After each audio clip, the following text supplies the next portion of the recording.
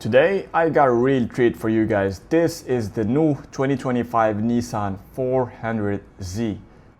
This car comes in a very nice, beautiful Nardo gray color, whatever you want to call it, Nardo-ish battleship gray, it just works. It looks serious, no fluff, no nonsense. Now let's start at the front.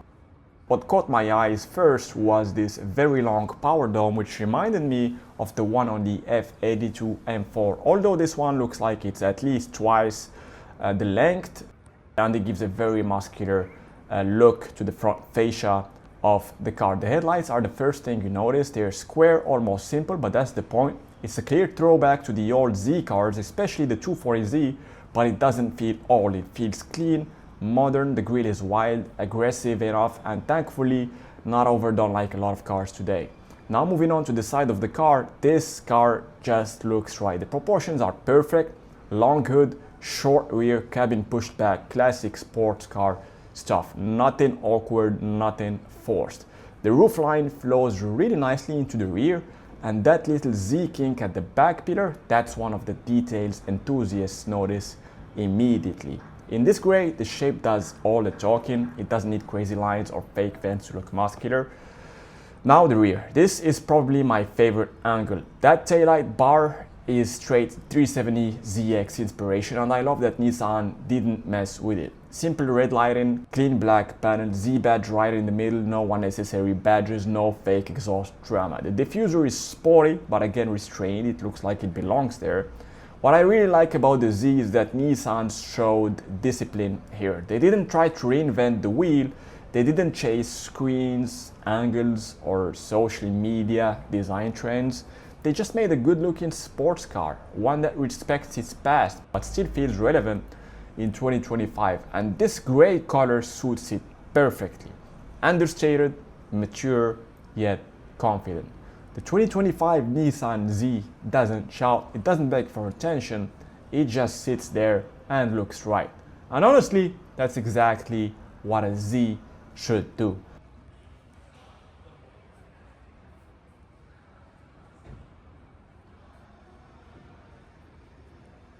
I'm a big fan of the wheel design with these beautiful black matte forged wheels from Raise.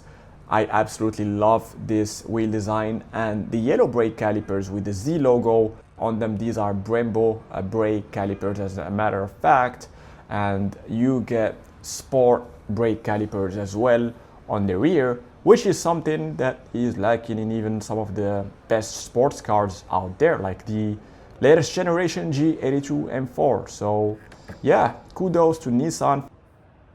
Now opening up the door, you get to see this beautiful two-tone interior design with the yellow trim, the yellow bar, the yellow stripe bar that goes all across the middle of the seat. We have a pretty cheap looking door sill here, which I would have preferred to have in aluminum, but I guess that has to do with the trim level of the car. Maybe this car is not the fully loaded version, the high trim level. You get beautiful Alcantara trim on the doors though, so that's a very good thing to have. You get the Z, the special Z custom floor mats, and the beautiful aluminum pedals.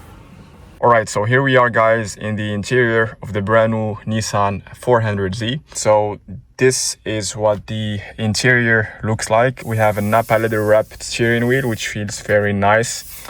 It is not very thick, it's just the right amount of thickness. I like the aluminum pedals. They have a very nice feedback to them. So kudos to Nissan for coming up with some very nice pedals that not only look good, but they also feel very nice when you operate them. And the same cannot be said for many other cars.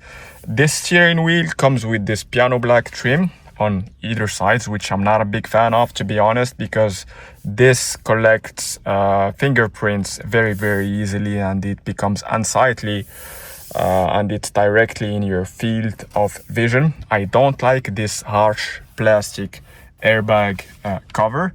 I think this is not worthy of the Z label that we have right in the middle here, which looks nice. Here we have an aluminum trim which looks very nice as well. You can see how nicely stitched the steering wheel is. So this is really high quality work right here on the steering wheel. One thing that I don't understand is why is there such a big amount of hard plastics all over the interior of the car. Nissan really cheaped out on the plastic quality in the interior of this car. This really I struggle to understand, because the Z is really one of the flagship sports car of the Nissan brand, so it doesn't really make sense for them to use such cheap plastics as the one we see right here. I mean, it wouldn't cost that much more to come up with a much nicer and much softer version of plastic that they can put right in the middle console, across the entire middle console right here. It's only gonna cost a little more, but it's gonna add a lot more in the quality feeling that you perceive being inside this vehicle. Here you have your infotainment system. Here you have the vents, which design I really like. They look really nice. And here you have the typical Nissan Z gauges. So you have in the middle, we have the turbo speed. That's the spooling speed. On the left, we have the boost, and on the right we have the voltage of the battery. I really like this design. This reminds you that you're sat in a sports car, and it's the type of information that's lacking in many sports car and makes this car feel that much more special. The only thing which I don't like is this plastic cover. It looks and feels very cheap. Now this plastic right here is a little higher quality because it's quite soft to the touch, but other than that, the other plastics are all hard. We have these leather wrapped sides of the center console right here. We have a combination of leather and Alcantara for the door trim as well as for the seats. I really like the very unique design of the seats with this signature yellow line that goes all across the seats. This is the perforated Alcantara section, and this is the leather section, and you obviously have the contrast yellow stitching that matches the yellow leather on the sides of the seats. The seats feel very comfortable. Now obviously I haven't driven this car for a long period of time, but just from the time that I've been sat in this vehicle, they have very good support. They are nice, firm, but also comfortable at the same time. Here we have the vents which are integrated on the doors, and this is quite different from what we are used to. Normally you get these vents on this side of the vehicle, but here you get them on the door, which is quite unique. And here we have a unique design for the door handle, which feels quite cheap. To be honest, I'm not a big fan of the material. This is not aluminum. Actually it should have been, because it just feels like plastic. It's just plastic painted in this color right here. Here you have your controls for the windows, which are the typical Japanese Nissan window controls. Here you have the Alcantara trim, which goes all across this section of the door, and here you have the leather as well with the yellow contrast stitching, and the soft plastic on the top of the door. Thank God we have soft plastic on the top of the door, otherwise it would have been really not so good.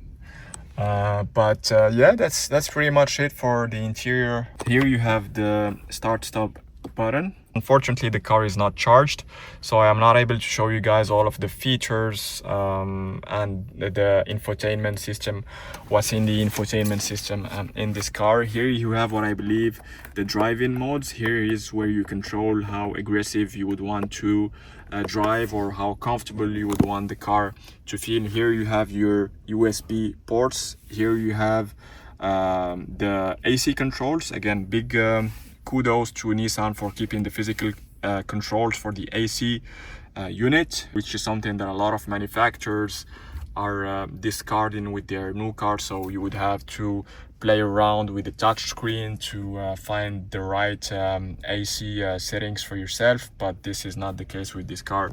You just have to toggle these switches to come up with your desired AC settings. Here is the gear lever. It comes in a very unique shape. I'm not so sure about this, but yeah, it feels nice in your hand. Here you have the parking button, RNDM. This is an electronic gear lever. It feels and operates in the same way as a BMW gear lever. You just push it up or pull it down towards you to go from P to R to N to D and whatnot. Here you have the seat heating control, and here you have the trunk release. You have the center armrest, which you can open right here, and you have another cup holder, second cup holder, which is hidden right underneath. And here you have here you have a power socket and a little bit of a storage space. Something which is very rare nowadays is this manual handbrake. So this would come in very handy for a drifting session with this car. I really appreciate having this. Kudos to Nissan for keeping this for a brand new car like the 400Z. This is unfortunately not the case anymore. This has disappeared, vanished with a lot of the newer cars which have adopted the new electronic handbrake. Here we have the power seat controls, which are located in a very unique position. I think Nissan is the only car manufacturer that has power seat controls on the right hand side of the seat. It's very easy to reach, comes in very handy, very practical to use. So I wouldn't mind having my power seat controls right here. But other than that, the cabin feels quite spacious, you guys. It's a nice place to be.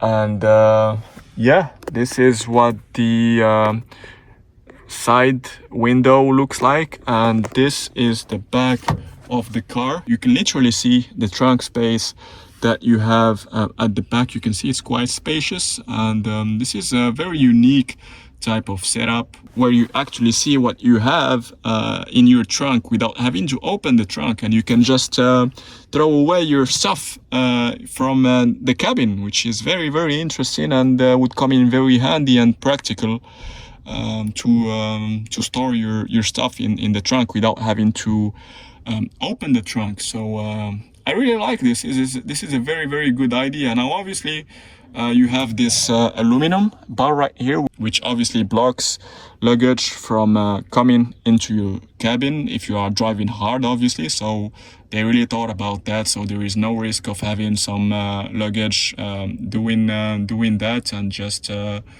getting thrown in the way of your cabin. You can see that the visibility is quite okay, even though the window could be a little bit bigger. But other than that, that's pretty much it, you guys. I hope you guys enjoyed this review. If you did, give me a like, subscribe to the channel, and I'll see you guys in the next one.